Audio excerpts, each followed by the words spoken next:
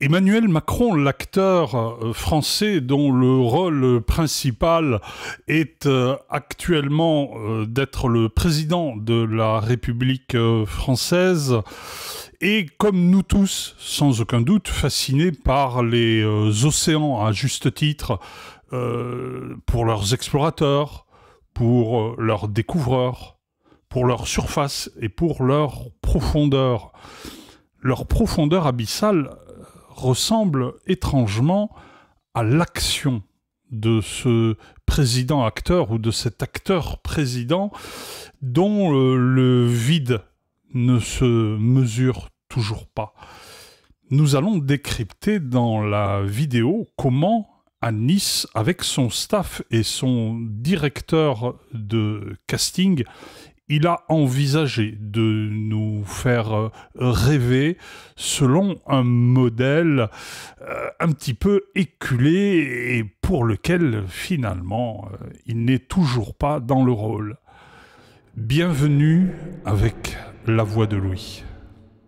Voilà. Vous constaterez comme moi que dans le staff organisateur de cet événement de Nice sur les océans, tout d'abord, il n'y a pas véritablement de parité et ces sémillantes jeunes femmes reflètent l'électorat d'Emmanuel Macron et par ailleurs sont là pour contrebalancer une image quelque peu trouble d'Emmanuel Macron quant à ses rapports avec le monde féminin. Quant à la directrice de marketing, à l'impresario, elle a d'autres exigences et elle veut le meilleur rôle pour son poulain.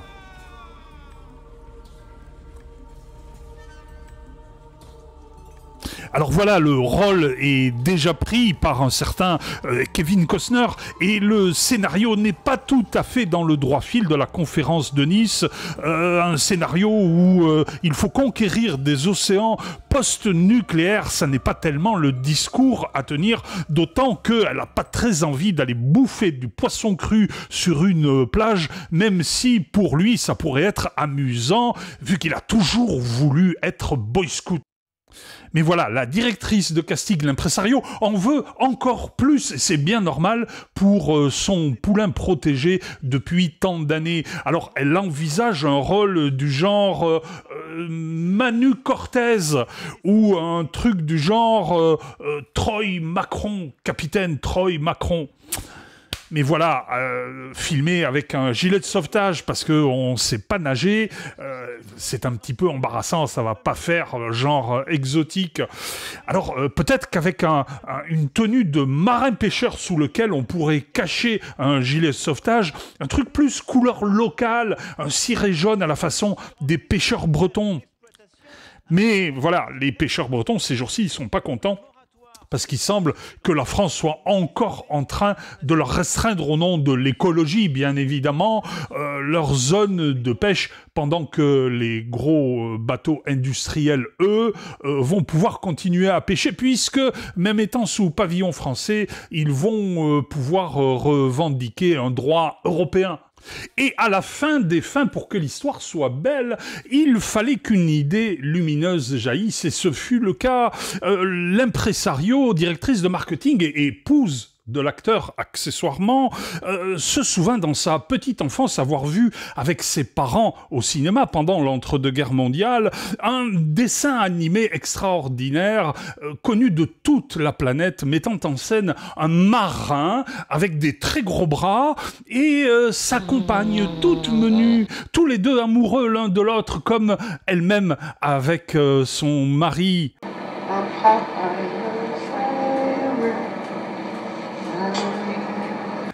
Eh bien, désormais, ils allaient incarner pour la planète entière les sauveurs des océans sous le nom de Mac Popeye et de Brie Olive. Bon, il faudrait peut-être faire des injections d'hormones au mari pour qu'il attrape des gros bras, mais quelque part c'était un petit peu son rêve. Il avait même fait faire des Photoshop avec des gros bras pour faire croire qu'il était un boxeur très viril. Et elle n'aurait finalement qu'à mettre une petite perruque brune et puis une jupe noire comme Olive du dessin animé. Et ils seraient beaux l'un et l'autre sur les écrans de la planète entière pour sauver les océans et accessoirement sauver les producteurs d'épinards français. Car Popeye tient sa force de sa consommation extravagante d'épinards. Alors, vous autres, producteurs d'épinards, sachez que bientôt, votre production va exploser et vous, les marins-pêcheurs dont la production va tomber à zéro, eh bien, mettez-vous à cultiver des épinards. C'est le meilleur conseil que j'ai à vous donner. Bien évidemment, tout ceci est de l'humour, vous avez compris, ceci est de la dérision. Et je reviens vers vous tout de suite pour vous dire la réalité du fond de ma pensée.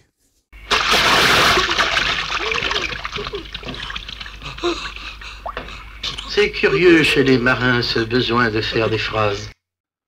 La réplique de Francis Blanche, écrite par Michel Audiard, résume parfaitement le fond de ma pensée, à savoir que Macron est un théâtreux, un hâbleur, avec à domicile sa professeure de théâtre qui, dans chacun de ses rôles de président en marin sauveur des océans, sait lui faire dire ce qu'il faut pour détourner votre attention sur ce qui se passe en toile de fond. Ce qui se passe en toile de fond, c'est la destruction de la nation, l'endettement de la nation, la faillite de la nation, la déstructuration de la nation, de façon à ce qu'à terme, il n'y ait plus d'autre choix que d'être mis dans les mains de l'Europe.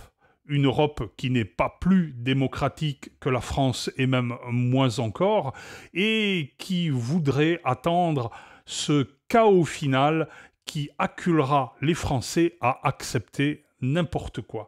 Alors, c'est le fond de ma pensée, mais ma conviction est qu'il y aura très certainement un sursaut d'un homme providentiel, d'un homme fort, qui saura à un moment donné mettre en place un système volontaire, peut-être non démocratique pour un temps, à l'instar de ce qui se passe en Chine, en Russie, voire en Inde et ailleurs, où finalement ces sociétés qui fonctionnent plutôt bien et se développent, à contrario de la nôtre qui est en train de s'effondrer, ces pays nous prouvent que finalement, à un moment donné, la démocratie a peut-être ses limites, tout simplement, et nous sommes en train de les toucher du doigt.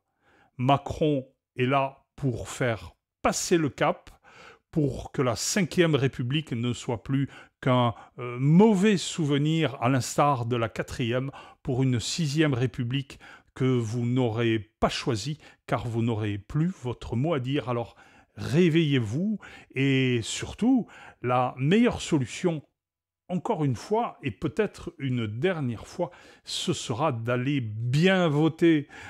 Alors, il ne faudra pas forcément voter pour une personne en particulier, mais là aussi, contre un système qui est en train de se mettre en place, à l'instar des dernières élections, où certains ont aussi voté contre un système qu'on leur a présenté comme étant celui de l'extrême droite, qui n'est finalement qu'une extrême droite géographique.